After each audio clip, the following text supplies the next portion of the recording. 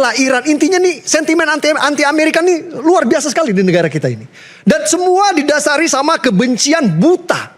Tanpa mencoba adil seperti yang disarankan Al-Maidah ayat 8. Saya yakin demi Allah demi Rasulullah pasti kita rela banget, ikhlas banget perang sama Malaysia. Benar istilah peribahasa anjing menggonggong kafilah berlalu. Maju terus Pak bersama BOP. Jangan mundur Pak. Ya, karena BOP adalah jalan kebenaran menuju perdamaian. Gimana? Seru kan nonton episode dari Rakyat Bersuara? Sebelum kita lanjut, jangan lupa like, komen, dan subscribe official YouTube dari Okezone. Kalau udah, sekarang kita lanjut yuk nonton Rakyat Bersuara. Bung Permadi, silakan. Oke.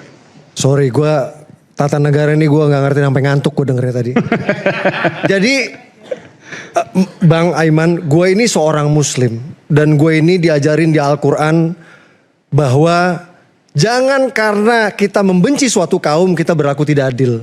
Surat Al-Maidah ayat 8 ini banyak yang pakai jilbab, silakan cek. Jadi ini banyak sekali BOP lah Iran. Intinya nih sentimen anti Amerika nih luar biasa sekali di negara kita ini. Dan semua didasari sama kebencian buta. Tanpa mencoba adil seperti yang disarankan Al-Maidah ayat 8. Ini mumpung ada adik-adik di sini masih muda ya. Aku mau coba fondasi sejarah itu penting loh.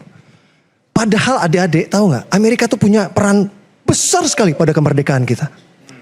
Orang tuh ingatnya cuma 17 Agustus saja. Orang lupa pada 1945 Belanda balik. Membonceng pasukan Nika untuk melucuti. Yang waktu itu pengen melucuti tentara Jepang. Jadi Bang Aiman dari 46 setelah kita proklamasi. Kita dijajah lagi sama Belanda. Sampai 49. Yang dikenal dengan agresi Belanda kedua. Silakan cek. 19 Desember. Dan itu tidak mudah buat para pahlawan kemerdekaan kita. Karena memang supremasi militer Belanda tuh memang terlalu kuat waktu itu. Bahkan Jenderal Sudirman pun hanya bisa melawan Belanda dengan taktik gerilya, hit and run. Apakah dengan hit and run itu efektif untuk mengusir Belanda dari bumi pertiwi? I don't think so. Tapi tiba-tiba tahun 49, tiba-tiba Belanda mudik. Karena siapa? Karena ditekan Amerika, brother.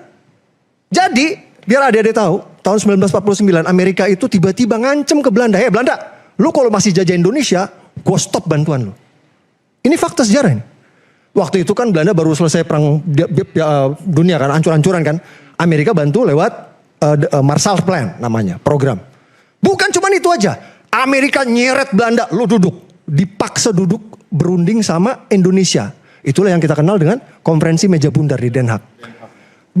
Tidak sampai di situ. Amerika juga bikin veto, bikin resolusi di Dewan PBB untuk menekan agar Belanda cabut dari Indonesia. Sampai akhirnya Belanda nyerah bos. Udah deh babang Amerika gue nyerah deh. Gue pulang deh. Coba. Tanpa mengecilkan perjuangan para pahlawan. Tapi kalau Amerika gak turun tangan. Kita gak tahu sampai kapan Belanda bercokol. Mungkin Belanda tahun 70 masih di sini. Mungkin tahun 80 masih di sini kayak di Afrika Selatan. Ya, jadi ketika Pak Prabowo... Jadi kalau nggak ada Amerika, Indonesia masih dijajah Belanda. Ya itu aku tanpa mengecilkan ya.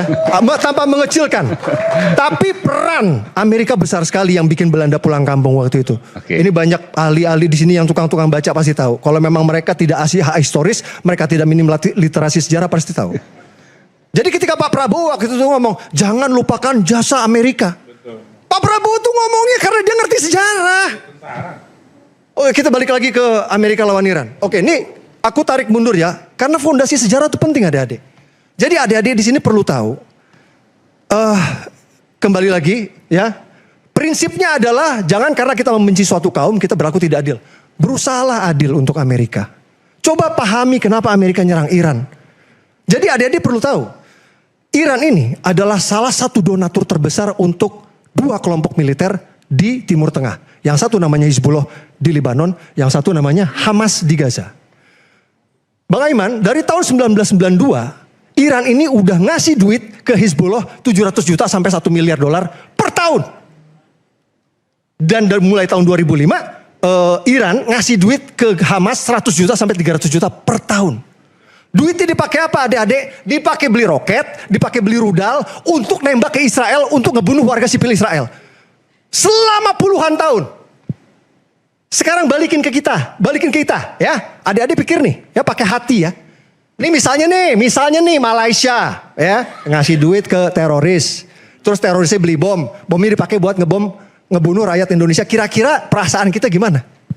Puluhan tahun lagi. Saya yakin demi Allah, demi Rasulullah, pasti kita rela banget, ikhlas banget, perang sama Malaysia. Bener gak?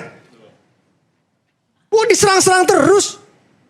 Jadi ketika Pak Prabowo waktu itu ngomong, Bang Aiman, untuk mewujudkan perdamaian, kita harus menjamin keamanan Israel. Itu adalah pernyataan yang terukur dan Pak Prabowo ngerti sejarah. Justru orang-orang yang nyinyirin Pak Prabowo itu orang-orang yang ahistoris dan minim literasi sejarah. Gue jelasin, faktanya, lu giliran gue ngomong gak ada yang tepuk tangan lu bangke. Jangan tepuk tangan ke oposisi doang dong. Jadi nih, faktanya Bang Iman. Semua konflik di sana dimulai dari Arab nyerang Israel duluan. Ini fakta. Tahun 1948, pertama kali perang, itu koalisi negara-negara Arab nyerang Israel. Tahun 1967, koalisi negara Arab menyerang Israel, disikat duluan sama Israel. Dikenal dengan perang 6 hari. Tahun 1973, koalisi negara Arab nyerang Israel. Dikenal dengan perang Yom Kippur. Tahun 1987, negara-negara Arab patungan ngasih duit ke teroris nyerang ke Israel. Yang dikenal dengan Intifada 1.